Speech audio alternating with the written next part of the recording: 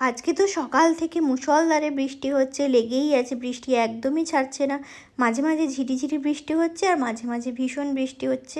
এদিকে আমি আর মা রেডি হয়ে যাচ্ছি মামার বাড়িতে, কারণ আজকে দিদার কাজ, সেজন্য আমাদের যেতেই হবে। সেজন্য বৃষ্টি মাথায় নিয়ে হলেও আমরা গেছিলাম, আমি মা গেছিলাম, বাবা পরে এসছে। প্রচণ্ড বৃষ্টি পেয়েছি আমরা রাস্তায়। মামা বাড়ি যখন পৌঁছোই, দুই মামা কাজে বসে গেছে অলরেডি।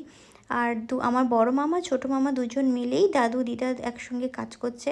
দাদুকেও কাছে রাখা হয়েছে, তো খুব ভালোভাবেই কাজটা হয়েছে বৃষ্টির মধ্যে হলেও। মাও কাজ করেছে, দিদার কিছু নিয়মকানুন থাকে, তো দুই মামা মা মিলে সবটাই করেছে।